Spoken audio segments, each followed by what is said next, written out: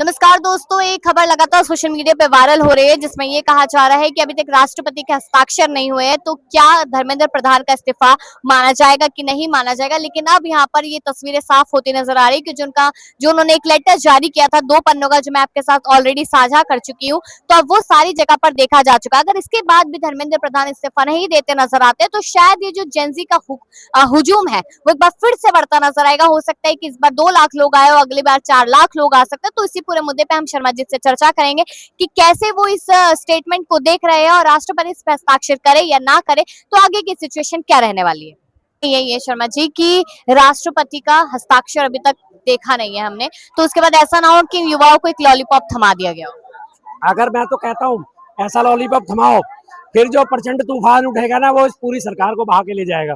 अब अगर इस बेशरम जनता पार्टी ने ऐसी हरकत कर दी कि राष्ट्रपति के सिग्नेचर नहीं है और हम इसको डिनाई करते हैं, कुछ करते हैं, तो अभी तो युवाओं ने अपनी ये जरा सी ताकत दिखाई है और उसके बाद देखिए फुल फ्लैश होकर जब युवा आएंगे पूरी सरकार को उखाड़ फेंकेंगे। ये मैं भी डाउटफुल था, मुझे भी लग रहा था यार एक प्लेन से पेपर पे प्रेम पत्र सा लिख के छोड़ दिया है, ना लेटर हेड है, ना साइन है, ना डेट है, कुछ भी नहीं है, इसे इस्तीफा कैसे माना जाए। लेकिन जैसे ही वो सर्कुलेट हुआ है सोशल मीडिया पे, मेन मीडिया पे, हर जगह सर्कुलेट हो गया अब अगर ये पीछे हटने का काम करते हैं तो इनसे बेशर्म कोई नहीं होगा और फिर इसको किसी भी किस्म से जनता छोड़ने वाली नहीं है। लेकिन सीजेपी की तरफ से ये ऐलान कर दिया गया है कि उनका प्रोटेस्ट खत्म हो गया। अभी भी हम देख रहे हैं कि लगातार युवाओं से सड़कें भरी हुई, तो लोगों के मन में सवाल था कि 20 तारीख के बाद से ये सीजेपी का ही प्रोटेस्ट रहा या फिर युवाओं ने अपने ही कंधों पे ले लिया, तो इसके बाद सरकार डरी। देखिए सीजीपी ने शुरुआत करी थी, कहते कोई ना कोई शुरुआत करता है, सीजेपी से शुरुआत होते थे जब आप स्टार्टिंग से इसको कवर कर रहे हो। स्टार्टिंग में कितने लोग हुआ करते थे, जितने लोग यहाँ है बस, कभी 200, कभी 300, कभी 500। और उसके बाद जब ये 20 तारीख को जो संसद मार्च का आह्वान करा गया था और जो उस दिन लाठी चार्ज हुआ है और जो हमारे नेता प्रतिपक्ष राहुल गांधी जी ने जो इनके लिए आवाज उठाई थी बच्चों के लिए, उसके बाद से जब ये आंदोलन जोर पकड़ा है तब इस सरकार की, बहरी सरकार की नींद खुली है। और सबसे बड़ा योगदान आज सुबह देखिए राहुल गांधी जी ने, यहाँ बच्चे जो थे बैठे हुए प्रोटेस्ट पे बैठे थे, भूख हड़ताल पे बैठे थे, उनको बुलाया, अपने यहाँ 10 जनपद से उनकी प्रेस कॉन्फ्रेंस करवाई गई। उसके 2 घंटे के बाद ही इस्तीफे की घोषणा हो गई। उन्हें पता लग गया था तमाम विपक्ष और तमाम ये जेनजी अब एक साथ हो गए, इकट्ठे हो गए हैं, अब ये मुट्ठी बंद हो चुके हैं, अब इन्हें हराना नामुमकिन है। तो इससे बचने का सबसे बढ़िया रास्ता है कि चुपचाप इनको बलि का बकरा बना दो धर्मेंद्र प्रधान को और इनका इस्तीफा दिलवा दो। लेकिन 20 तारीख की अगर मैं चर्चा करूं तो उस दिन हमने देखा कि पुलिस ने जमकर लाठीचार्ज किया, आंसू गैस के गोले छोड़े गए। अब कहा जा रहा है कि पहचान की जा रही है लोगों की, उन पर एनएसए लगाया जा सकता है, उनका पासपोर्ट रद्द किया जा सकता है। लेकिन उन पुलिस वालों का क्या जो वर्दी में भी नहीं नजर आए थे और नेम प्लेट भी नहीं था। कुछ नहीं होगा, ये सिर्फ डराने की राजनीति है कि उनको पहचान करी जा रही है ताकि वो आगे आने वाले दोबारा टाइम में कोशिश करेंगे हम यार हमारी पहचान हो गई, हम दोबारा ना जाए।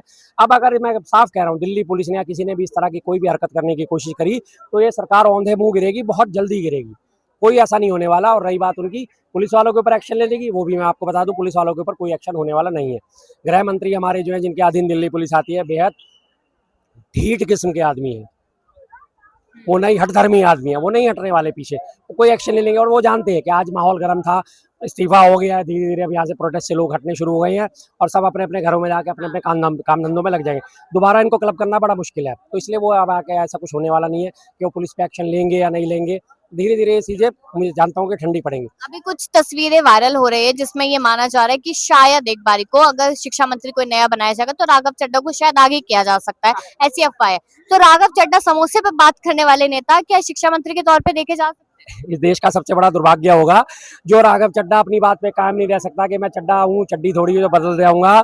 और जो इनको कहता था बीजेपी तो गुंडे मवालियों की पार्टी है और उसी बीजेपी में जाके वो शामिल हो गया, तो इस देश का सबसे बड़ा दुर्भाग्य होगा ऐसे दल बदलू नेता जिनकी जबान की कोई वैल्यू नहीं है, वो शिक्षा की क्या वैल्यू रखेंगे, जिनकी जबान की कोई कीमत नहीं है वो शिक्षा को क्या कीमत देंगे। तो ऐसे लोगों का अगर वो शिक्षा मंत्री बनते हैं तो इस देश का इससे बड़ा दुर्भाग्य कोई नहीं होगा। ऐसे लोगों को तो मैं, और सबसे बड़ी बात मैं आपको कहूँ, मुझे भाजपा के समर्थकों पर बहुत बड़ा तरस आता है। एक दिन पहले तक राघव चड्ढा गंदा आदमी है, आम आदमी पार्टी का है, चोर है, ये है, लुटेरा है। जिस दिन भाजपा ज्वाइन कर ली उसके अगले दिन राघव चड्ढा जो है आदरणीय हो गए। एक दिन के अंदर इनके तो जो है आदरणीय बदल जाते हैं, क्या करें, इनके विचारों को तो हालत देख देख के मुझे तरस आता है। एक दिन पहले गाली बक रहे होते हैं, अगले दिन जाके उसे आदरणीय कह रहे होते हैं। इनकी मानसिक स्थिति मैं समझ सकता हूँ, इन बेचारे दरी बिछाने वालों की, कार्यकर्ताओं की क्या इनके दिल पे बीतती होगी। आज बिठा के उनसे गालियां दिलवाई जा रही है, अगले दिन उनसे कहा जा रहा है कि अब इनके सम्मान में ताली बजाओ। लेकिन आप देखिए बीजेपी समर्थकों की बात करें तो वो वही लोग कुछ दिन पहले कह रहे थे कि जो सोनम वांगचुक है वो चाइनीज एजेंट है। हाँ। हमने देखा कि जेपी नड्डा पहुंचे तो वो सोनम जी कहते हुए नजर आते। तो ये जो समर्थक है ये कहाँ स्टैंड कर पाएंगे? कुछ कहावतें जो होती है ना वो हमेशा कालजयी होती हैं। उसी कहावतों में से एक कहावत है थूक के चाटना। तो ये यहाँ पूरी तरह लागू होती है, इस पार्टी में पूरी तरह लागू होती है, इस पार्टी के कार्यकर्ताओं में पूरी तरह लागू होती है। ये लोग बयान कुछ देंगे और उसके बाद थूक देंगे और उसके बाद उसे चाटने के लिए भागे भागे आएंगे। तो ये मैं कहता था, मैं सोचता था जब मैं छोटा हुआ करता था, मेरी मम्मी बहुत कहावतें कहा करती थी। पता नहीं हर चीज में कोई ना कोई कहावत ले, मैं यार पता नहीं क्या मतलब होता है इन चीजों का, मेरी मम्मी क्या बोलती रहती है। धीरे धीरे जैसे समझ पड़ी तब पता चला भाई ये एक्सपीरियंस है, ये अनुभव है, ये उसका निचोड़ है, ये कहावतें। उसी कहावत में से एक कहावत है, जो आसमान के ऊपर मुंह करके थूकता है उसका थूक उसके मुंह पे आके गिरता है। यही एनडीए के से यही राजनाथ सिंह कहा करते थे, एनडीए में इस्तीफे नहीं हुआ करते, आज हो गया ना इस्तीफा, तो ये कहावत आज फिर से चरितार्थ हो गई है कि जो आसमान की तरफ मुंह करता है